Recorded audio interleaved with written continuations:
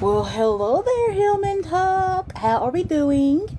So, this is your lecture one, week one course class thingy. And we're here just to answer some questions, get some things off of our minds, and get this learning going. We're going to learn how to navigate the life of being chronically ill and navigate this healthcare system because it is a beast. So your first lecture is already posted. Hello there. Hello, Dreamer. How are you doing? So your first lecture is already posted, and it's a two-parter. So those are already there. If you have not watched it, no worries. We have 2 weeks because class happens every other week for the next 4 weeks. So feel free to ask any questions about healthcare, how to navigate it, chronic illness questions, medical provider questions or concerns. So I'm just here to meet up with you guys and to answer your questions about lecture number 1. Well, what do we have? So basically, this week is all about just getting the foundations, getting the basics down. And we talked about the best apps to use to get your notes taken, to help you keep track of your notes, and to help you kind of get some help on understanding the notes. Hello, everyone coming in. I see everyone popping in. Hello, Rashawn, Frizella, Rick from LA. Hello, everyone. This is Spooky Mama. Hello there. This is just the check-in for Hillmantok University, the Thrive Lab, navigating chronic illness in this current healthcare system. The first two-parter lecture is already posted, but feel free to ask me any questions about the healthcare system, how to prepare for your doctor's appointment, chronic illness questions, or just questions in general. So, I am Latoya. I am a chronic health advocate and a social wellness creator consultant. What does that mean? That means that I help those with chronic illnesses find their pacing point and to live their best life with chronic illness. I also help you with your medication, get low to no cost medications, and I just kind of help you navigate the life with chronic illness. Thank you for the likes. I really appreciate that. So this is week 1 for the Hillmantok University. The first 2 lectures are already posted, but if you haven't watched them yet, no worries. Class happens every other week, so feel free to ask me any questions you have. Just feel free to say hi, share the live if you won't mind, and thank you so much for the likes. I definitely appreciate that. How's everyone's Saturday going? What do we got going on? Are we getting ready for Mardi Gras? I know I am. We're having one of our first little celebrations next week. Let's see. How's everyone's Saturday doing? What we got going on?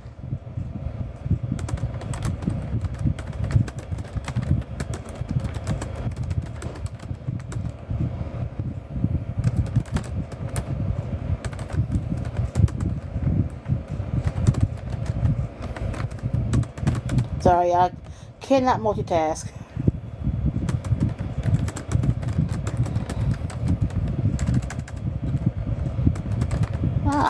Can I not spell?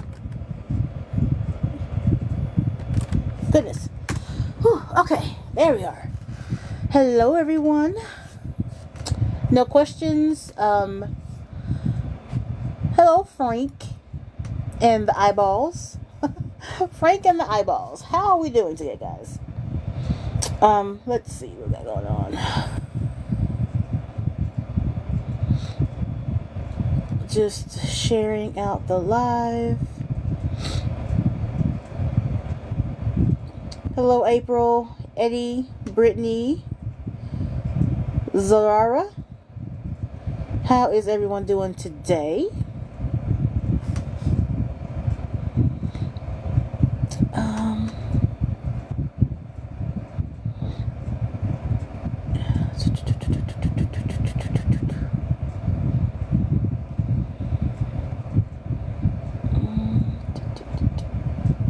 I looking for?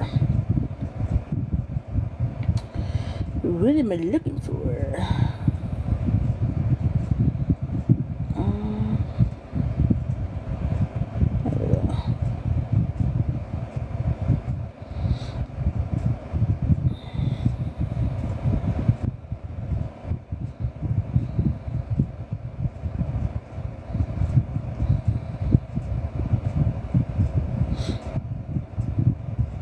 There we go. There we go.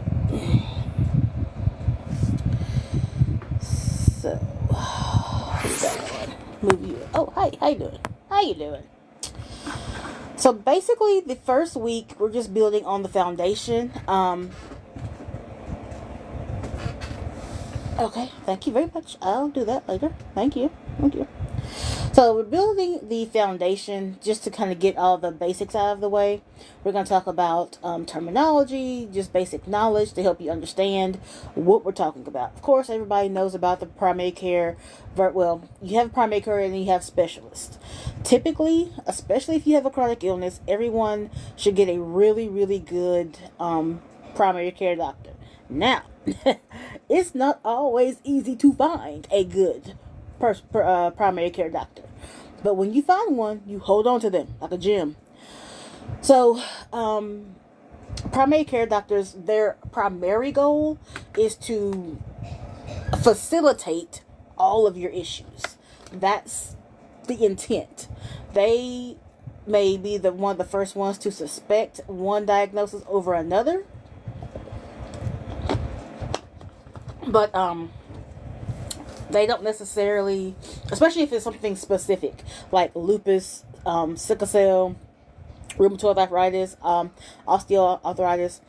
Sometimes they'll hang on to the osteo, but it depends on what else you got going on.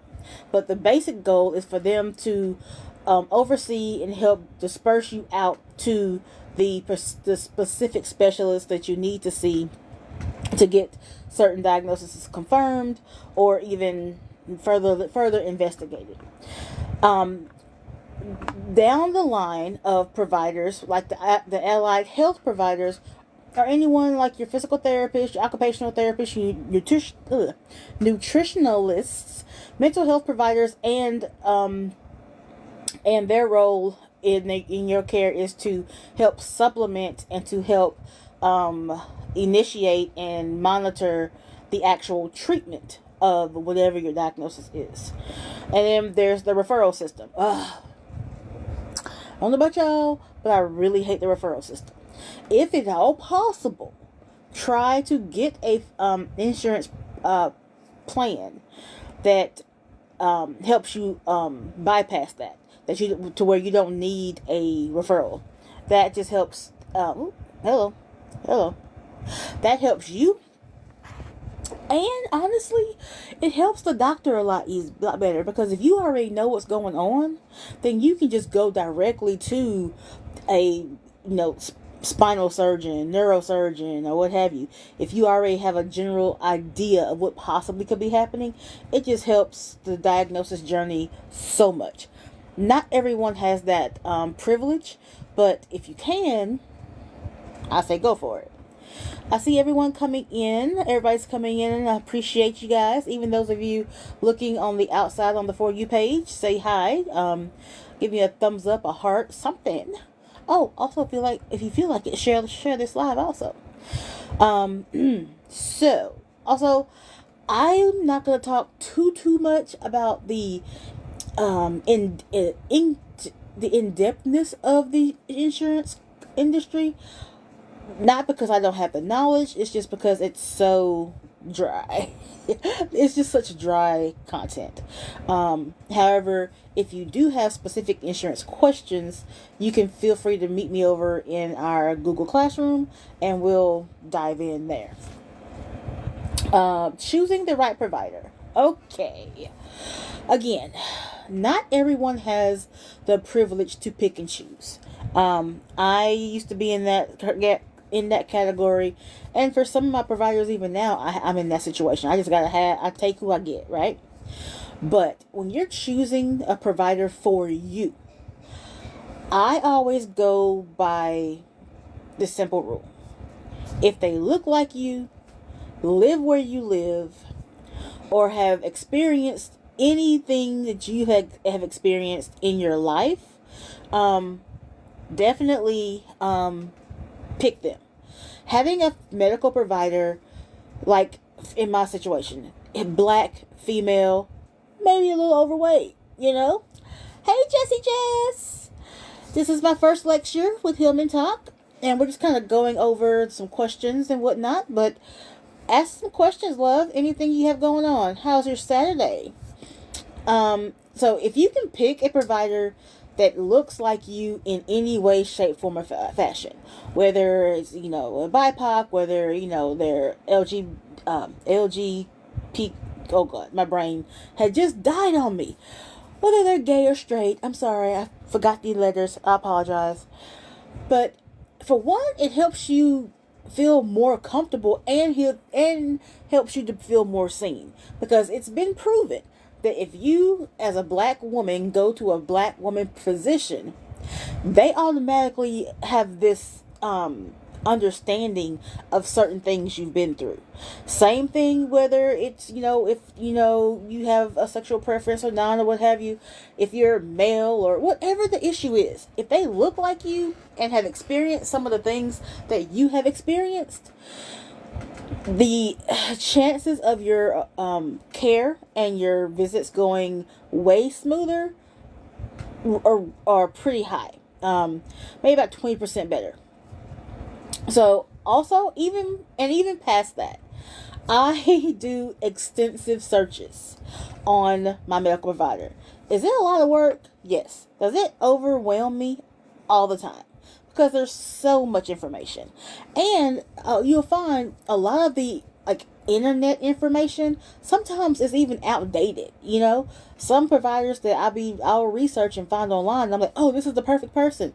They don't even practice anymore, or they moved out of state. Those things aren't necessarily updated. Sometimes they are, and when they are, they're great. I definitely believe being in community helps you more to locate a provider that could fit for you. Also, interviewing your physician. People always look at me like I'm crazy when I say that. It is a thing. You do have to request it, but it is a thing. When you go for your initial visit, even when you're called to make that appointment, tell the person that's making your appointment that you are looking for a specific provider, and that you want to have an initial consultation to see if you two are a good fit. Tell them that. And you may get pushback because it's not ideal, okay, for them. But at the end of the day, you're looking for what's ideal for you. So working through the mindset to get past the part of people pleasing and just going along to get along in your medical world, it does take some time to get there, but once you've been chronically ill long enough, you'll get there, and you won't care what they think at all. I've always found that any provider who is okay with that, usually it's a provider I end up going with, because they're open-minded. That's just my take. Now, I've had plenty of horror stories. I can tell you about those in the Google Classroom. Can't talk about that. Can't talk about that on live. They will be upset. But finding a provider that looks like you, that lives where you live, that believes what you believe, research them. Because sometimes people lie. Did you know that? Did you know people lie sometimes? They do. Research them and get reviews, of medical providers. Absolutely get reviews. And then finding patient-centered care, recognizing red flags in medical appointments. If they rush you, if they are condescending, if they gaslight, if they don't even sit down when they come into the room, if they belittle you or try to downplay symptoms that you're bringing to their attention, red flag, run. Okay? Because even in, abusive relationships, it starts small and it gets worse. And you are already living worse. You're already living with enough. You don't have to deal with that, okay? So those are just like a couple of quick little points. There are way more that we can talk about more in detail depending on your personal situation. Hello there. Yeah, it's Yala. A lot. Oh, I'm sorry. Yeah, it's Alea. How are you doing? Thank you for the hearts. Now, also another part that's going to help with your medical appointments is being organized. Let me show you. Okay. Oh. Here's my purse. This is my purse. I know. My spine doctor is like, you can only carry 10 pounds. Well, this purse weighs 20. So what are we gonna do about that, doc? This stays with me all the time. This goes with me everywhere I go. I'm doing great. This is actually the first lecture where you're kind of having Q&A for the Hillmantok. I'm doing a course on navigating the healthcare system with chronic illness. So I'm just talking to everyone about how to best do that and the ways to find a good provider. This is my medical notebook. I have notes from the appointments. I have the copies of my prescriptions. I have my own personal notes to help me remember what I need to talk about in those appointments. My specialist, he already knows. When he comes in, I'm going to be like, hi, how are you? And he's going to be like, what do you have for me today, Miss Clark? I'm like, well, we have, yeah. A couple of times, he just takes the list out of my hand. He takes the list out of my hand, and he just reads off the list. And he just goes down. He just goes down the list, and we address all the questions. I'm trying to find the one I had last visit, but it was really funny. So having your medical information organized, having questions prepared already will save you in the long run. Trust me. Also, having someone to go with you when you go to your appointments, even if it's just a follow-up. And I understand not everyone's privileged enough to have a healthy support system. But if you can't find someone to go with you to your appointment to help you listen, not to just be there to be there. They're there to help you listen, to take notes, and to help remind you of questions that you need to ask. If you don't have that, I use a couple of digital tools to help me stay organized. There's a app called Abridge, and it records your medical appointment, and while it's recording, it picks out medical terms and gives you detailed definitions of those terms. If your doctor mentions a medication or a treatment, Abridge automatically picks those words out and makes a separate list of those, like in a breakdown for you.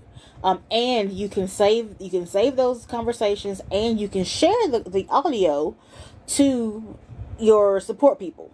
So I love Abridge. It doesn't take up much space on your phone, and it does a lot. There's also Folia Health. They are good for tracking your symptoms day to day. And cool thing, pro tip, they have a research dividends program, so that when you sign up for Abridge, if you allow them to use the medical data from your daily tracking to help them with their medical research, they give you a percentage back every quarter. Girl, guy, I'm telling you, multiple streams of income anywhere you can find it. Okay, I have been with Folia for about 5 years now. Okay, I've gotten my Starbucks gift cards. Lately, I've just been doing Amazon gift cards because I only have to tell you why I choose Amazon gift card. Oh, they also have just a straight Visa card. So I've done that a couple times as well. Just give me a Visa card, pay for my prescriptions or whatever. So that is and Folia is free. So Abridge is free as well. And so it's Folia and the Bridge. Those are the two that I use the most consistently. So don't be afraid to ask questions. Oh, yes, I am. I'm sorry. Yes, I am my own advocate. I am my own advocate, and I teach other people how to be an advocate for themselves or for their loved one. Because having a support system, whether it's familial or not, is the biggest thing that will help anyone with a chronic illness. So I do help people, with the confidence game, and I help them with actual data driven information to help you go into your appointments more confidently and with actual power to get things done. So we got the keeping organized, keeping your tracker, and also digital tools to help you stay organized. We don't have to write everything down or keep a whole bunch of papers around. Oh, girl, I think can I get the next appointment, please? Because girl, these flat twists, ooh, girl, struggling. But yeah, thank you. So also, as far as how to track your symptoms and your medications and your treatments, I definitely suggest using something like Folia, and then there's also Google Keep. Google Keep is good. It's more basic, but it is a good beginner tool. Because keeping those things up to date tracking information. And listen, I understand, because like I get fatigued when it comes to this whole medical such stuff. It gets old, okay? And the whole thing of like tracking the same set of symptoms every single day over and over again, and especially when you're in the cycle of chronic illness where you're not really getting a whole bunch of progress. But take your breaks. I get it, do what you gotta do for your mental health, but as soon as you're able to get back on track with tracking your symptoms and your medications, keeping everything up to date, I promise you, you will be so glad that you did that. It makes visits go faster. It teaches your provider who you are and how to treat you, because they will try it. Oh, they will try it for sure. So, this week's activity, because at the end of our 4 weeks, we're going to have a functional and purposeful medical framework for you, for your individual situation. Even though we're doing this in a group, it's going to be an individualized, personalized framework for you and your medical care. So all of the nuts and bolts will be happening in the Google Classroom. Because again, I have the incubator, which is my full-time program. So in that program and in my methodology, I value your privacy, and I understand that a lot of the things that we're going to have to talk about to get this done is very, very private and personal. So I don't really like to do any of that on here, because it's too many people that don't need to know all that. But I want you to know that it is available, and I'm here for you. You just have to ask. The information is in the where. It's only 2 clicks to join the Google Classroom. You click the profile, click Thrive Lab, boom, you're in there. So to get the journal, I have journals already printed out. I have medical tracking forms. I also have email templates for you to, if you need to send a email or a request for something to your providers. I have all those templates already out for you, and all of that is available in the where. So this week's activity is, I need you to write down 3 goals for your health. And the thing is, even if you don't have, say, chronic illness, like when I say chronic illness, I'm thinking of fibromyalgia, sickle cell, lupus, Sjogren's, rheumatoid arthritis, osteoarthritis, Even though things like high blood pressure, diabetes, things along those lines, those are also chronic illnesses. And they are not nonetheless life altering as any other chronic illness.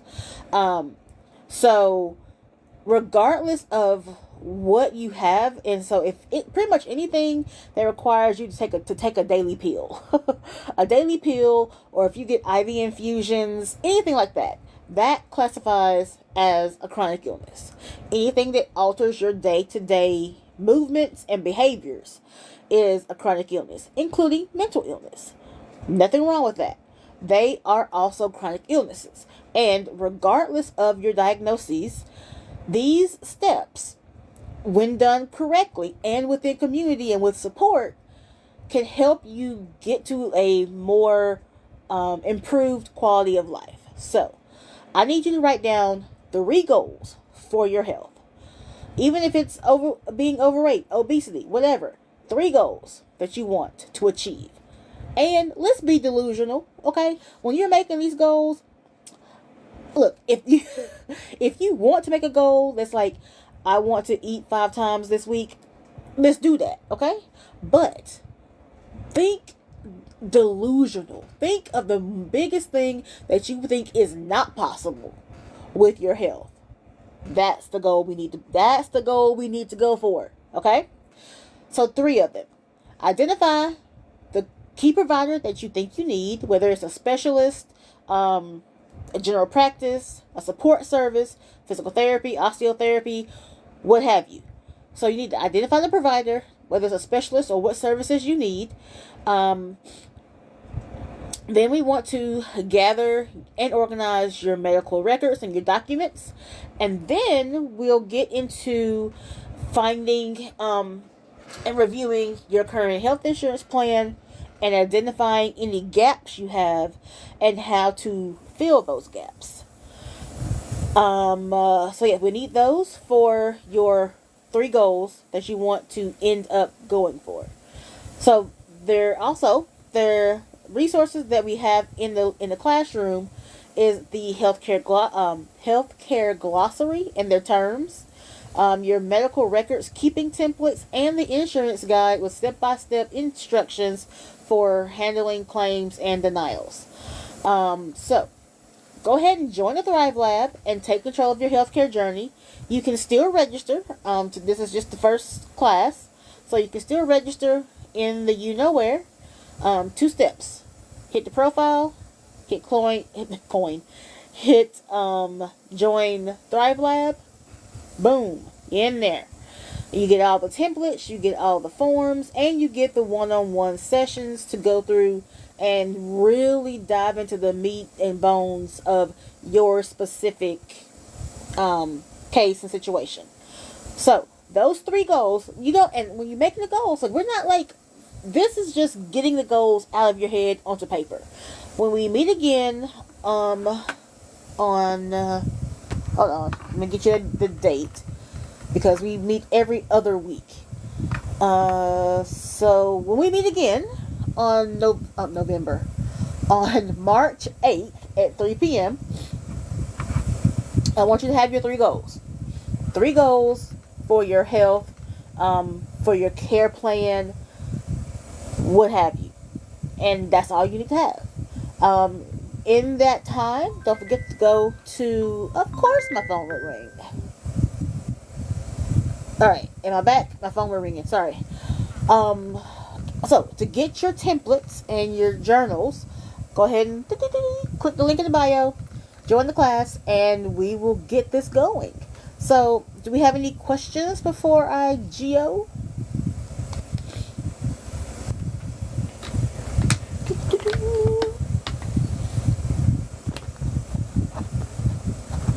All right. Well, if there are no questions,